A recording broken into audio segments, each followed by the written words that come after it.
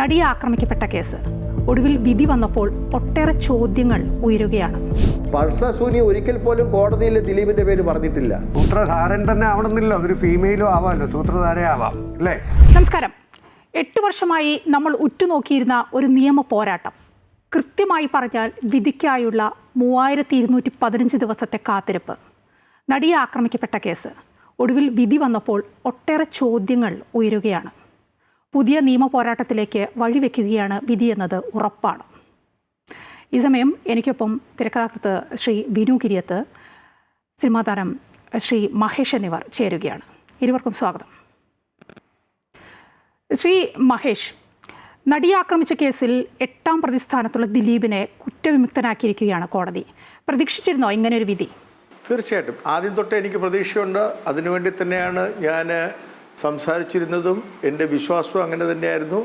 ഇന്ന് പക്ഷെ അത് നിയമത്തിൻ്റെ വായിൽ നിന്ന് തന്നെ ആ വിധി വന്നപ്പോൾ തീർച്ചയായിട്ടും ആശ്വാസമുണ്ട്, ദൈവത്തിനോട് നന്ദിയും പറയുന്നു. 2017 ഏപ്രിൽ മാസത്തിലാണ് ഇത് കുറ്റപത്രം ആദ്യം നൽകുന്നത്. അന്ന് 7 പേരേ ഉള്ളൂ, ദിലീപില്ല. അതിനുശേഷമാണ് ദിലീപിനെ ഫ്രെയിം ചെയ്ത് ചേർത്തു എന്നാണ് ഞാൻ വിശ്വസിക്കുന്നത്. അതിന് പല കാരണങ്ങളുണ്ട് കേട്ടോ മായ. പ്രത്യേകിച്ചും അതിൻ്റെ ഒരു കാരണമെന്ന് പറയുന്നത്, നിങ്ങൾക്കറിയാം, ഈ ജിഷ വധക്കേസിൻ്റെ വിധി അല്ലെങ്കിൽ ആ കേസ് തന്നെ ഒരു അന്വേഷണം, പുരോഗമനം ഉമ്മൻചാണ്ടിയുടെ ഭരണാവസാനം വരെ വരുന്നില്ല. അതിനുശേഷം ഇടതുപക്ഷ ജനാധിപത്യ മുന്നണി ഭരണത്തിൽ വരുന്നതിന് ശേഷമാണ് അത് പെട്ടെന്ന് അതിൻ്റെ കാര്യങ്ങൾ തീരുമാനിക്കുകയും പിന്നെ വിധി വരികയൊക്കെ ചെയ്യുന്നത്. ആ വിധിയുടെ ആ ഒരു അന്വേഷണത്തിൻ്റെ ഭാഗമായിരുന്ന ഒരു പ്രമുഖ പോലീസ് ഓഫീസർ, പിന്നീട് നിങ്ങൾക്കറിയാം, ഒരു സ്വാമിയുടെ ലിംഗവിച്ഛേദനവുമായിട്ട് ബന്ധപ്പെട്ടുകൊണ്ട് ആ സ്വാമി ആ പ്രശ്നങ്ങൾ വന്നപ്പോൾ ആ സ്വാമിയെ പ്രതിയാക്കിക്കൊണ്ട് ഇതേ പോലീസ് ഓഫീസർ വരികയുണ്ടായി. ഇവർക്ക് കൃത്യമായിട്ട് അറിയാമായിരുന്നു സെൻകുമാർ മാറി ഈ പറയുന്ന ബെഹ്റ വന്ന് 1 വർഷം കഴിയുമ്പോൾ പിന്നെ ആ പോലീസിൻ്റെ മേൽസ്ഥാനത്ത്, ഉയർന്ന സ്ഥാനത്തേക്ക് തച്ചങ്കരി സാറും താനും മാത്രമേ വരുള്ളൂ. അതിനകത്ത് തച്ചങ്കരി സാറിന് ഓൾറെഡി 1-2 അലിഗേഷൻസ് ഉള്ളത് കൊണ്ട് തനിക്ക് തന്നെ ആ സ്ഥാനം കിട്ടുമെന്ന് വിചാരിച്ച് യൂണിഫോമും തുന്നിയിരുന്ന ആളാണ് ഇതിൽ പ്രധാനപ്പെട്ട ഒരു ഘടകം. അവരുടെ ഒരു പേഴ്സണൽ ഇൻട്രസ്റ്റിലാണ് ശരിക്കും ദിലീപിനെ ഈ കേസിലോട്ട് കൊണ്ടുവരുന്നത്. അവർ വരാൻ കാരണം, ദിലീപിനെ ജയിലിൽ നിന്നും വിളിക്കാൻ ശ്രമിച്ച് കിട്ടാതെ ബാംഗ്ലൂർക്ക് പോകാൻ വേണ്ടി എയർപോർട്ടിലെത്തിയ നാദൃഷയെ ഫോൺ ചെയ്യുന്നുണ്ട്. ഈ മഹേഷ് എന്ന് പറഞ്ഞൊരാൾ ഫോൺ ജയിലിൽ കടത്തി ആ ഫോൺ വഴി ഈ പറയുന്ന പൾസസൂനി വിളിക്കാൻ ശ്രമിച്ച് ആദ്യം ദിലീപിനെ കിട്ടാതെ പിന്നെ നാദൃഷയോട് സംസാരിക്കുന്നുണ്ട്. ആ നാദൃഷയോട് പറഞ്ഞത്, നാദൃഷ പ്ലെയിനിൽ കയറുന്നതിന് മുമ്പ് ദിലീപിനെ അറിയിക്കുകയും പിന്നെ ഒരു സിനിമയുടെ പൂജ, പ്രൊഫസർ ഡിങ്കൻ എന്ന് പറഞ്ഞ പൂജയുടെ സമയത്ത് ഈ കാര്യം പറഞ്ഞുകൊണ്ടും അല്ലാതെ ഒരു പരാതിയായിട്ട് തന്നെ ദിലീപ് ഇത് ബെഹ്റ സാറിനോട് പറയുകയാണ്. സ്വിച്ച് ഓണിൻ്റെ പ്രധാന അതിഥി ബെഹ്റ സാറായിരുന്നു. അന്ന് അവിടെ പറഞ്ഞത് പ്രകാരം അദ്ദേഹം പറയുന്നു, ഇനി വിളിക്കുമ്പോൾ ഇത് റെക്കോർഡ് ചെയ്ത് തരിക എന്ന്. അങ്ങനെ നമ്മുടെ നിർമ്മാതാവ് രഞ്ജിത്ത് കൈവശം ദിലീപ് കൊടുത്തയച്ച, വീണ്ടും വിളിച്ച ഈ ഫോൺ കോളുകളുടെ CD ബെഹ്റ സാറിന് കൊടുക്കുകയും ബെഹ്റ സാർ ഇത് അന്വേഷിക്കാനായിട്ട് ഇതേ പോലീസ് ഓഫീസറെയാണ്, ഞാൻ മുൻപ് പറഞ്ഞ പോലീസ് ഓഫീസറെ തന്നെയാണ് ഏൽപ്പിക്കുന്നത്. 3 ദിവസത്തിനകത്ത് റിപ്പോർട്ട് തരാൻ പറഞ്ഞെങ്കിലും നാളെ ഇതുവരെയായിട്ടും അതിൻ്റെ റിപ്പോർട്ട് കൊടുത്തിട്ടില്ല എന്ന് മാത്രമല്ല, ഇതിനകത്ത് IG കശ്യപിനെ മാറ്റുന്നു, DYSP ആയിരുന്ന മുരളി സാറിനെ മാറ്റുന്നു. ഇവരെ രണ്ടുപേരെ മാറ്റിക്കൊണ്ട് DYSP റാങ്കിന് ഒരാളെ മാറ്റുമ്പോൾ പകരം ഒരു DYSP ആണ് ഇടേണ്ടത്. ഇടാതെ അതിലും താഴെയുള്ള ഒരു സർക്കിൾ ഇൻസ്പെക്ടറെ, അതായത് താൻ പറയുന്നത് എന്തും കേൾക്കുമെന്ന് ഉറപ്പുള്ള ഒരു സർക്കിൾ ഇൻസ്പെക്ടറെയാണ് ഈ അന്വേഷണ ചുമതല ഏൽപ്പിക്കുന്നത്. അതോടുകൂടിയാണ് ഫ്രെയിം ചെയ്യപ്പെടുന്നത് ദിലീപ്. എന്തിനാണ്? തൻ്റെ തൊപ്പിയിൽ ഒരു പൊൻതൂലും കൂടെ വന്നാൽ തനിക്ക് തന്നെ പോലീസിൻ്റെ ഉയർന്ന സ്ഥാനം കിട്ടും എന്ന് ഉറപ്പുള്ളതുകൊണ്ട്. അങ്ങനെ അവരുടെയൊക്കെ ഒരു ഫ്രെയിം വർക്കിലാണ് ശരിക്കും ദിലീപ് പിന്നീട് ഇതിനകത്ത് പ്രതിപട്ടികയിൽ വരുന്നത്. അവർ തന്നെയാണ് ഇതിൻ്റെ പിന്നിൽ ബാക്കി എല്ലാ കാര്യങ്ങളും കളിക്കുന്നതും. വേണ്ട തെളിവുകൾ ഇല്ല. പൾസസൂനിയെ ദിലീപുമായിട്ട് ബന്ധിപ്പിക്കാൻ ഒരു കാരണവുമില്ല. നിങ്ങളൊന്ന് ഓർക്കേണ്ടത് കാര്യം ഇവിടെ മായ, പൾസസൂനി ഒരിക്കൽ പോലും കോടതിയിൽ ദിലീപിൻ്റെ പേര് പറഞ്ഞിട്ടില്ല.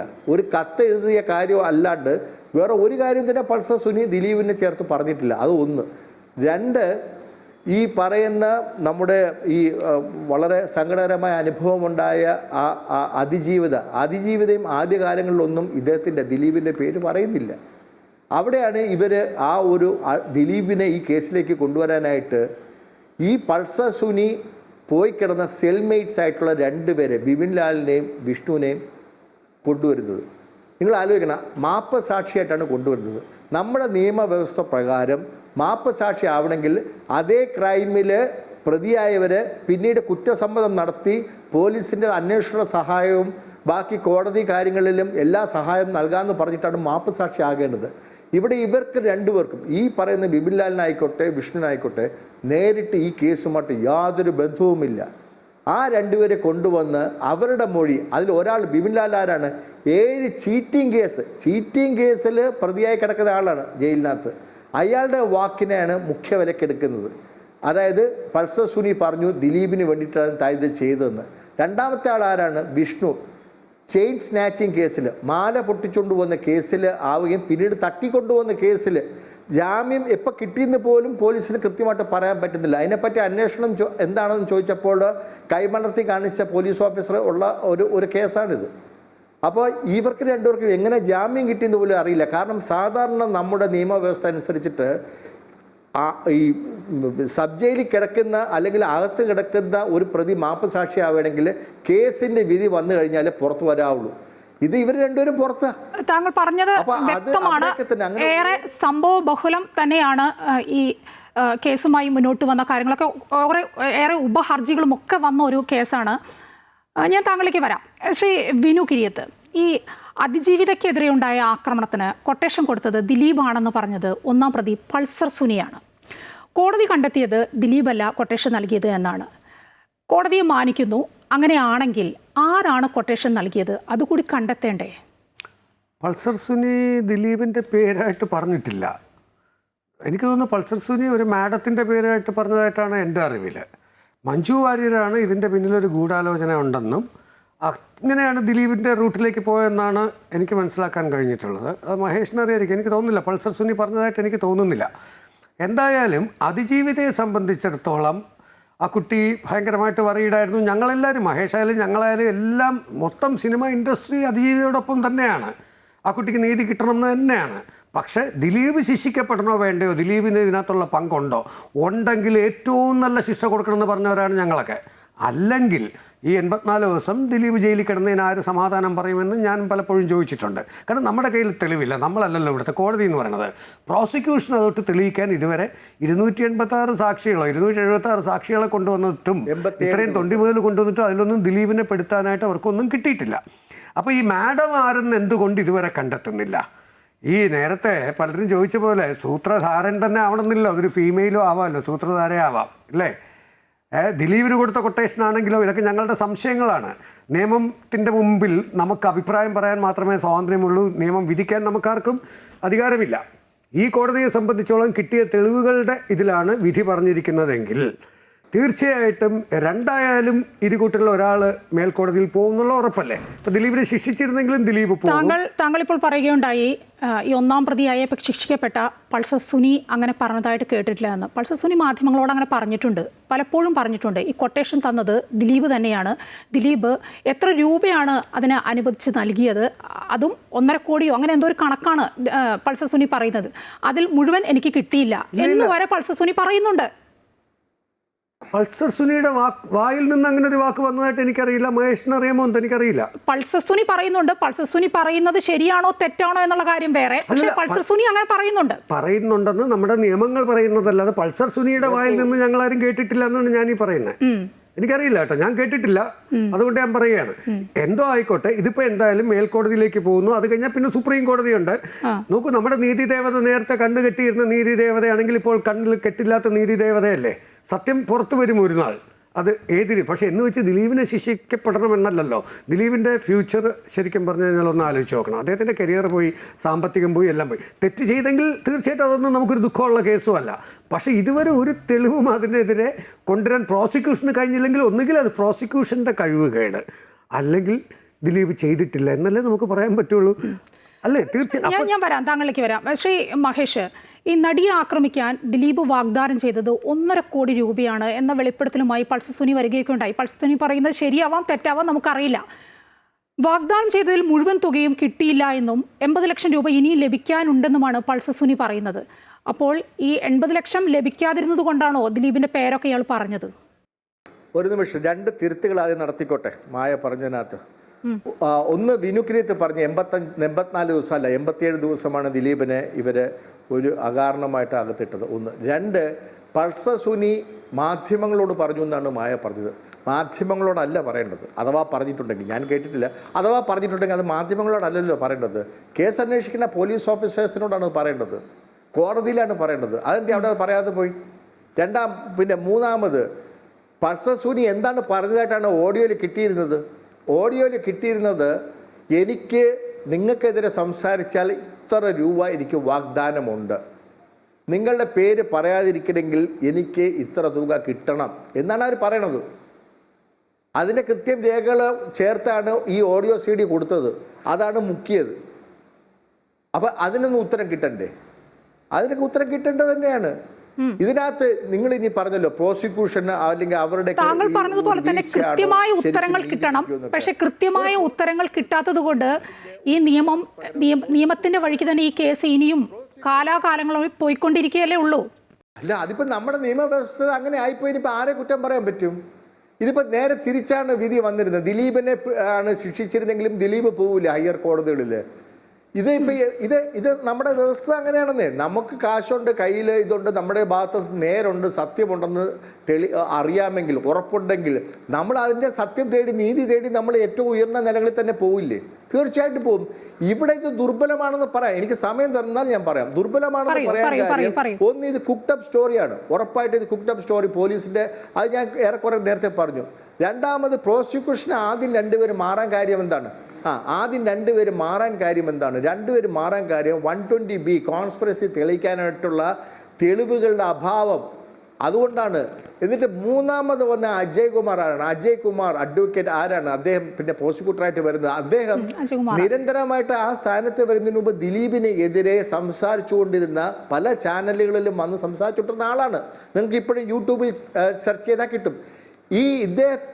ഒരു പ്രോസിക്യൂട്ടർ, നമ്മുടെ നിയമവ്യവസ്ഥ പ്രകാരം ഒരു പ്രോസിക്യൂട്ടർ എന്ന് പറയുന്നത് നിയമത്തിൻ്റെയും സത്യത്തിൻ്റെയും കൂടെ നിൽക്കുന്ന ആളായിരിക്കണം. സ്റ്റേറ്റിൻ്റെ ആള്, നിയമത്തിൻ്റെ സത്യത്തിൻ്റെ കൂടെ. അതിനകത്ത് ഒരു ഭാഗം ചേരാൻ പാടില്ല.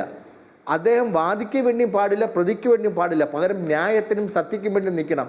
ഇങ്ങനെ ഒരു മുൻപ് പല ചാനലുകളിലും വന്ന് ഇങ്ങനെ ഒരു ഭാഗത്തിന് വേണ്ടി വാദിച്ച ഒരാളെ എങ്ങനെ ഒരു പ്രോസിക്യൂട്ടറാക്കും? നിങ്ങൾ പറയും. അപ്പം അങ്ങനത്തെ ഒരു പ്രോസിക്യൂട്ടർ 3 വന്നുകൊണ്ട് ഇനി തീർന്നില്ല.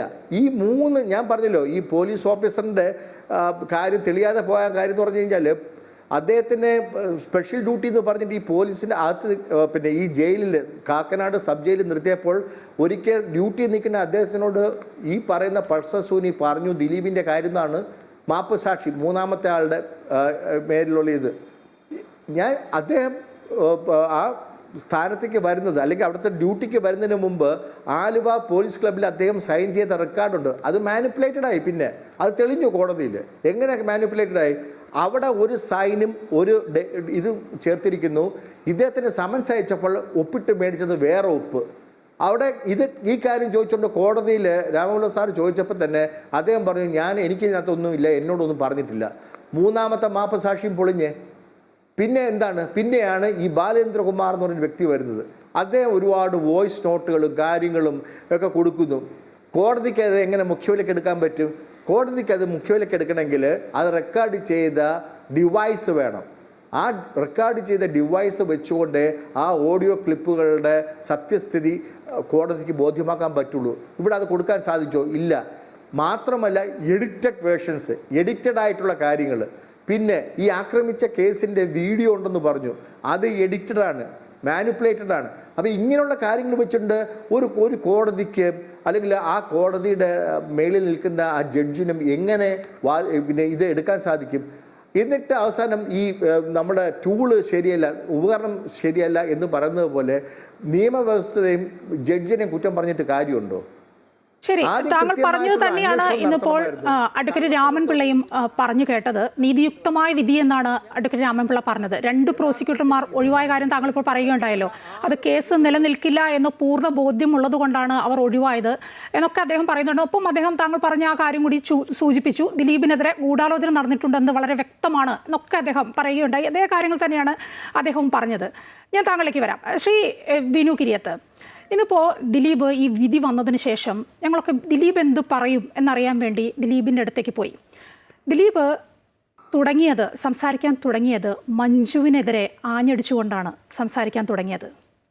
ദിലീപ് പറഞ്ഞു, ക്രിമിനൽ ഗൂഢാലോചന ഉണ്ട്, ഗൂഢാലോചന നടത്തിയവരെ നിയമത്തിന് മുന്നിൽ കൊണ്ടുവരണമെന്ന് മഞ്ജു പറഞ്ഞെടുത്തു നിന്നാണ് ഇത് തുടങ്ങുന്നത്.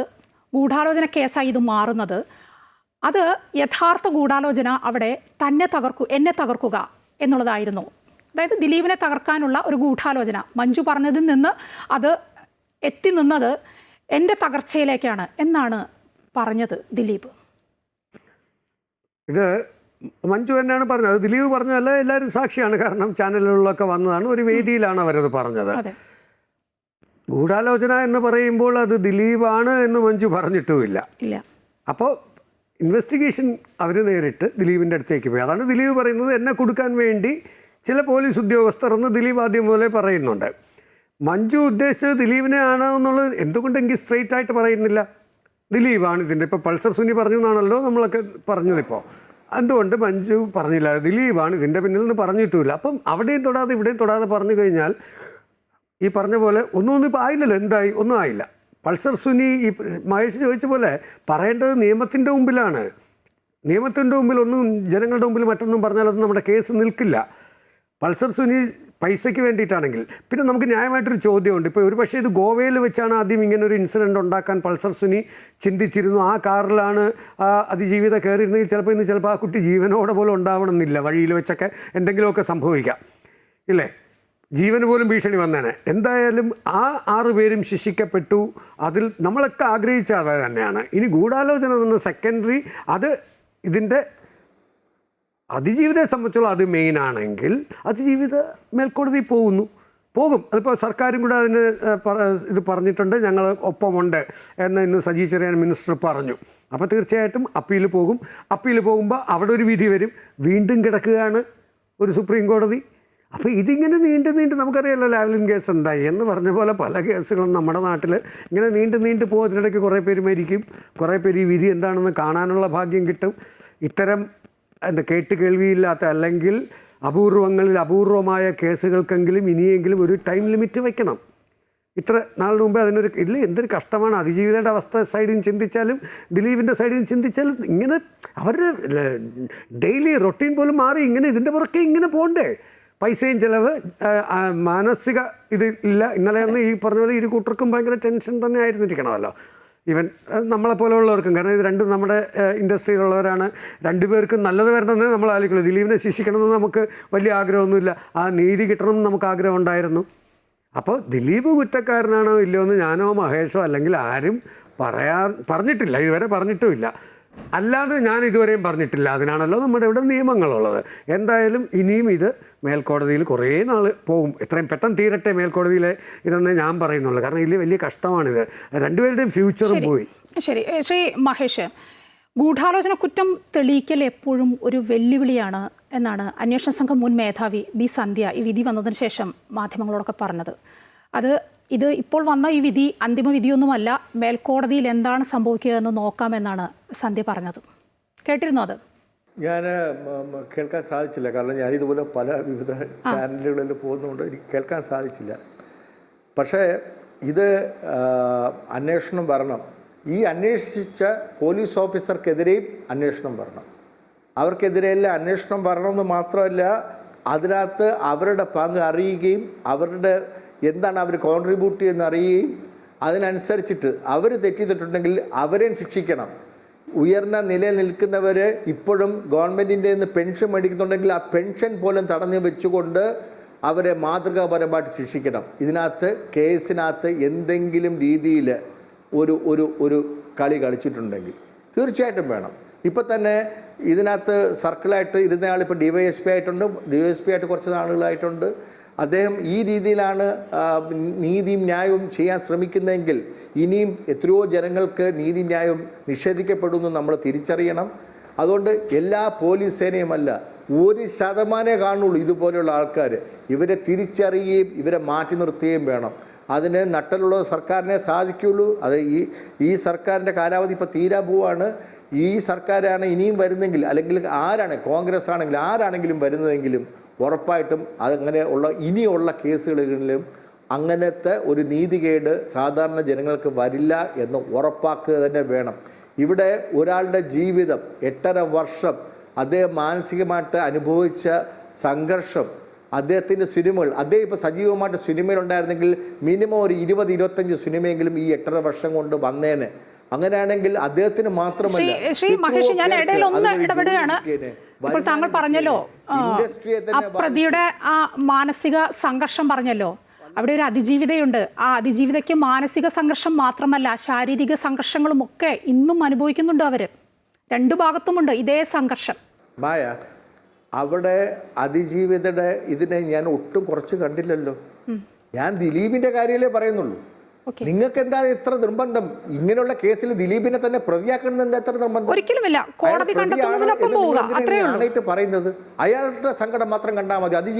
അതിജീവിതയുടെ സങ്കടം കണ്ടു. അതുകൊണ്ടാണല്ലോ ഈ എന്താണ് നമ്മുടെ സ്റ്റേറ്റും എല്ലാവരും അതിജീവിതയുടെ കൂടെയല്ലേ നിൽക്കുന്നത്. നമ്മുടെ പോലീസ് ഫോഴ്സ് അതിജീവിതരുടെ നിൽക്കുന്നത്, നമ്മുടെ കോടതി അതിജീവിതർ. അതുകൊണ്ടാണല്ലോ ഇന്ന് 6 പേരെ ശിക്ഷിച്ചത്. നിങ്ങൾ എങ്ങനെ അത് കാണാതെ പോകുന്നത്? നിങ്ങൾക്ക് അതൊന്നുമല്ല, നിങ്ങൾക്ക് ദിലീപിനെ പ്രതിയാക്കണം. ഒരിക്കലുമല്ല. തെറ്റായത് ആ കുറ്റം ചെയ്തിട്ടുണ്ടെങ്കിൽ മാത്രം ശിക്ഷ അനുഭവിക്കുക, അത്രേ ഉള്ളൂ. ഞാൻ ആ കുട്ടിയുടെ കൂടെ തന്നെയാണ്. ആ കുട്ടി വിശ്വസിച്ചാലും, ആ കുട്ടിയെ സ്നേഹിക്കുന്നവർ വിശ്വസിച്ചാലും.